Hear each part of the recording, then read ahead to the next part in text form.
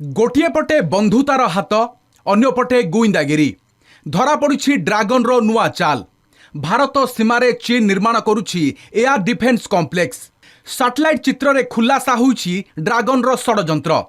तिब्बतर पांगोंग ह्रद ठारू प्राय 110 किलोमीटर दूर रे चीन निर्माण करुछि एयर डिफेन्स कॉम्प्लेक्स। एथिरे कमांड कंट्रोल सेंटर, कर्मचारी बाराक, जानवाहन रक्षणाबेक्षण केन्द्र, सुरक्षित गोला बारूद डिपो भली व्यवस्था रही। तेबे एयर डिफेन्स कॉम्प्लेक्स रो विशेषत्व हैला एहार रिट्राक्टेबल छात सहित मिसाइल उत्क्षेपण पाई 4टी बेस। एही स्थान गुड़िक भूपृष्ठरू आकाश को निक्षेप हेउथुबा साम क्षेपणास्त्र पाई ट्रांसपोर्टर इरेक्टर लॉन्चर TEL जान रखिबा पाई डिजाइन करा जाइछि। ए लॉन्चर रु 200 किलोमीटर लक्ष्य भेद करुथुबा HQ-9 क्षेपणास्त्र लॉन्च होइथाय। तार युक्त डाटा लिंक माध्यम रे ए सिस्टम तिब्बत मालभूमि रे थिबा PLO रो बृहत नेटवर्क सहित संजोग होइछि, जहाँ रियल टाइम कमांड समन्वय रखिथाय। अमेरिकार एक सैटेलाइट संस्था चीन रो एयर डिफेन्स कॉम्प्लेक्स संपर्क में सूचना देछि। भारत को ये मालूम है कि और जिस प्रकार से चीन अपना मिसाइल बिल्डअप कर रहा है, हम भी उसी प्रकार से जो कार्रवाई की ज़रूरत है वो भारतीय सेना भी उसी प्रकार की करेगी। मुझे लगता है कुछ होशियारी और हमको रखना पड़ेगी उस जहाँ पर ये चीन बेस बना रहा है इसको देखभाल करने के लिए।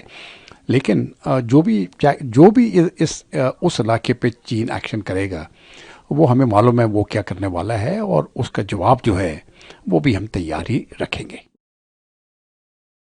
पूर्वरु गार प्रदेश रे मध्य चीन एयर डिफेन्स कॉम्प्लेक्स निर्माण करिथिला। प्रकृत नियंत्रण रेखा ठारू 65 किलोमीटर दूर रे चीन एही कॉम्प्लेक्स निर्माण करिथिला।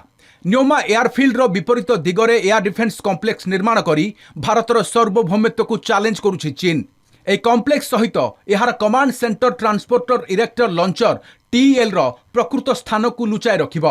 फल भारतीय वायुसेनार राफेल जेट भली विमानर मुकाबिला रे यह चीन को सहायक हेबो बोली कहा जाउछि। भारत मध्य निजर सीमा सुदृढ़ करने को पदक्षेप नेइछि। सीमारे रेलवे लाइन सहित विमान घाटी निर्माण को गुरुत्व देइछि। तेबे दुईटी एयर डिफेन्स कॉम्प्लेक्स निर्माण करी भारतर प्रतिरक्षा व्यवस्था को चैलेंज देबाकू चेष्टा करुछि चीन। 2020 मसीह भारत और चीन सेना मध्य गलवान घाटी में संघर्ष होता। यह विवाद दुई देशर संपर्क को प्रभावित करथिला। प्राय 4 वर्षर विवाद पर भारत और चीन संपर्क स्वाभाविक होता बेले चीन नुआ चाल पुणी संपर्क बिगाड़िबा आशंका करा जाउछि। Bureau report, Kalinga TV.